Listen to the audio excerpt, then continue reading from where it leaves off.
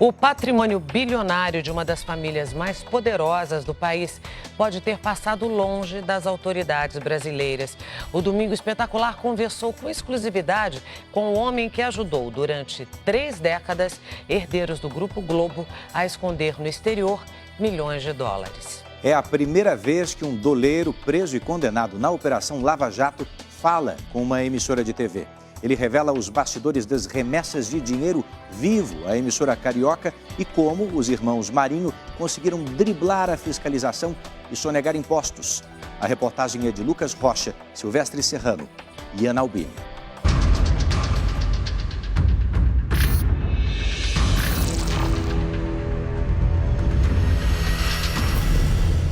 Ele sempre foi pago para viver nas sombras.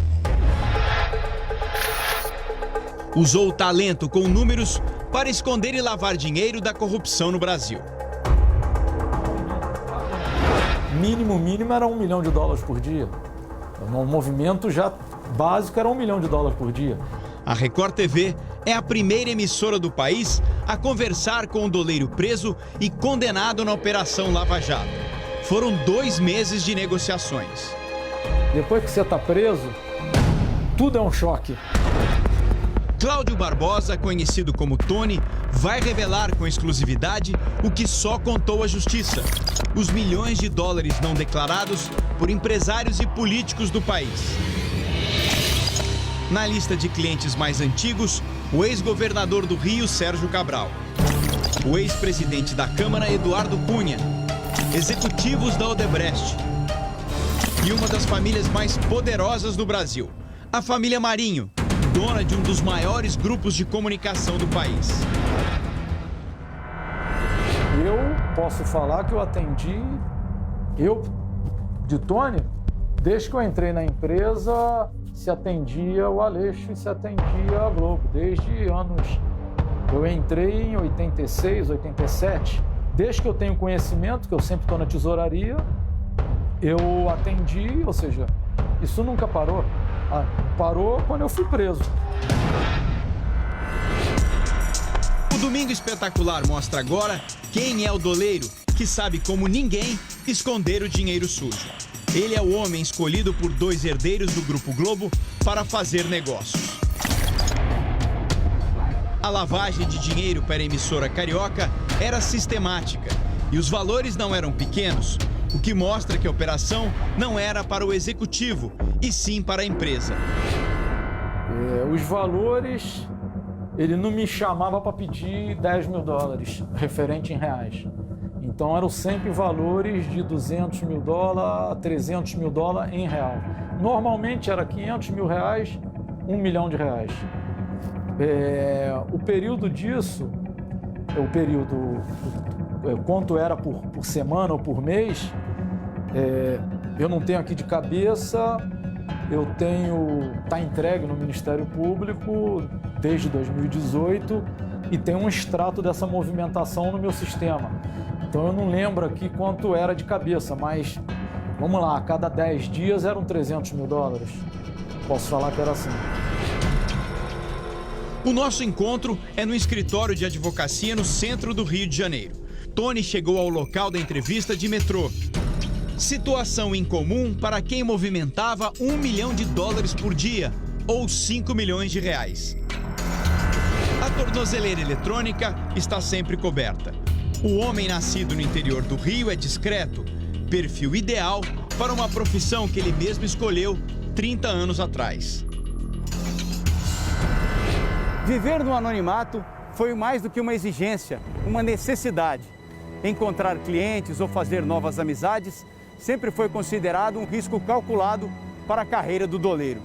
Mas Tony, como é conhecido no obscuro mundo do mercado financeiro paralelo, manteve disciplina rígida para se afastar das pessoas. Agora, a única opção para não ser reconhecido nas ruas pelos crimes que cometeu e que paga até hoje.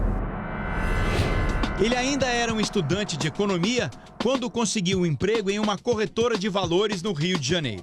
Dessa corretora de valores, eu não sei se eu dei sorte ou azar, né? Eu acredito que sorte no momento, mas aquilo acabou definindo meu futuro, né? Tony deixou os estudos e mergulhou fundo no mercado paralelo de câmbio. Era início dos anos de 1980. Foi com a ajuda de Dario Messer que Tony prosperou. Messer, conhecido como o doleiro dos doleiros, gostava de circular em festas de milionários cariocas. Era assim que ele conquistava os clientes. Um deles tinha um tratamento especial, a família Marinho. Nesse ambiente, as negociações são feitas entre intermediários. Nas transações ilegais, o verdadeiro cliente não aparece e o doleiro não mostra o rosto. São usadas pessoas de confiança, principalmente para preservar a identidade de quem quer esconder muito dinheiro. Eu não conheço a família Marinho e nem ela quer me conhecer. Roberto Irineu Marinho, presidente do Conselho de Administração do Grupo Globo, e João Roberto Marinho, vice-presidente do grupo, nomearam José Aleixo, ex-diretor financeiro do grupo, para um negócio clandestino. Cabia a Aleixo acionar o gerente de um banco em Nova York, sempre que os herdeiros da emissora carioca pediam. Roberto Irineu Marinho e João Roberto Marinho mantinham contas bancárias nos Estados Unidos. E a ordem dos irmãos a Aleixo era sempre a mesma: trocar dólares por reais aqui no Brasil. Eu tenho a pessoa de Nova York que controla a conta corrente no exterior, que tem acesso às offshore, às empresas no exterior. E eu tenho a pessoa no Rio de Janeiro, eu estou falando antes de eu ser preso, 2017, a pessoa que tinha que receber os reais. Eu tinha que entregar para alguém o dinheiro. Esse dinheiro, por acaso, era um ex-diretor da Globo, tá? Anteriormente, como falou o Dario Messer, a gente entregava na Rede Globo. Eu sabia que ele era um executivo da TV Globo. A sede da emissora foi endereço fixo das entregas dos doleiros até o ano de 2003. Tony tinha uma exigência: deixar das mãos de Aleixo os dólares da família Marinho. Quando ele desporta, é numa sala. Então a gente sempre... Eu não aceito garagem. Garagem parece coisa de traficante, eu não aceito garagem. A entrega na garagem não existe, isso é coisa de televisão ou traficante. Eu entrego em sala. Então, no caso da Globo específico, eu não posso afirmar agora porque tem muitos anos, mas com certeza era na sala do Aleixo, porque eu chego na portaria e tem que identificar. Então eu sempre mandava um garoto antes, um funcionário, para ele chegar na portaria e para o guarda: olha, eu tenho que entregar algo para o José Aleixo. Ele já comunicava, vê se o cidadão não está no almoço, vê se ele não está ocupado, vê se ele está sabendo da encomenda, para quando a minha equipe chegar não ficar parada na rua com R$1 milhão. E como todo bom cliente, os cuidados eram redobrados. Para evitar assaltos e até uma blitz da polícia no caminho, a mesa de câmbio pagava por carros blindados e até uma transportadora de valores com seguranças armados era acionada, dependendo do tamanho da entrega. Era preciso garantir o serviço aos irmãos Marinho. Eu tinha para entregar dinheiro, normalmente, uma transportadora de valores. Então, essa empresa já era um banco clandestino para a gente. Então, eu guardava dinheiro lá e ela fazia as entregas para mim. Então, eu tinha essa opção que a gente passou a usar. Eu tinha a opção de seguranças meus com rapazes meus. Só que a gente não usava mochila, pasta. O que está na mão, pode qualquer ladrão de rua te assaltar e de repente ter R$1 milhão. Então a gente delimitava o risco. Se eu tenho uma entrega de R$1 milhão no centro do Rio, eu dividia em 3 vezes.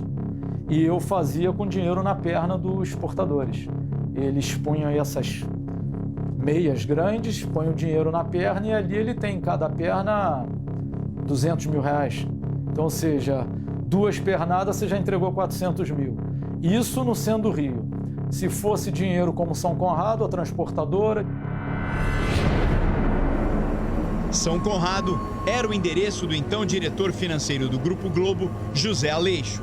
A partir de 2003, as remessas de dinheiro passam a ser entregues na casa de Aleixo. Foi neste ano que toda a estrutura usada para atender a família Marinho se mudou para o Uruguai. O controle e a fiscalização sobre o sistema financeiro estavam cada vez mais rigorosos no Brasil. Montar uma mesa de câmbio em Montevidéu foi a saída para manter os negócios e a clientela. Tinha essa impressão que no Uruguai você faz tudo. E normalmente você chega no Uruguai, metade é advogado, metade é doleiro. Então a gente estava bem à vontade. Tony entregou à justiça, em acordo de delação premiada, um computador com os extratos das operações com a família Marinho. São comprovantes de entregas de dinheiro na casa de Aleixo. O diretor faleceu em 2018. As transações foram interrompidas um ano antes. Motivo: Tony foi preso. Na minha contabilidade, eu devo ter movimentado uns 15 a 20 milhões de dólares. 15 milhões de dólares ou quase 80 milhões de reais em valores atualizados. Isso em apenas 5 anos de entrega aos irmãos Marinho. Na visão de um doleiro experiente, é uma pequena amostra de quanto dinheiro o Grupo Globo deixou de declarar às autoridades. Transações que fazem parte de um gigantesco esquema criminoso. Um cliente meu do Rio de Janeiro que pede 500 mil reais na casa dele e ele está sentado no ar-condicionado, ele se considera o cliente limpo, cliente bonito, sem envolvimento com nada. Ele, para receber os 500 mil reais na casa dele, ele está se envolvendo com um doleiro, que antes era um agente financeiro, hoje é criminoso. Ele está se envolvendo com sonegação, ele está se envolvendo com formação de quadrilha, porque isso tudo que eu fui enquadrado, formação de quadrilha. Ele está se envolvendo em lavagem de dinheiro. Caso a família Marinho? Eu posso falar que sim.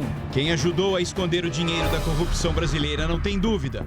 João Roberto Marinho e Roberto Irineu Marinho tiveram a ajuda criminosa de doleiros para fugir das autoridades e ocultar por décadas uma fortuna bilionária.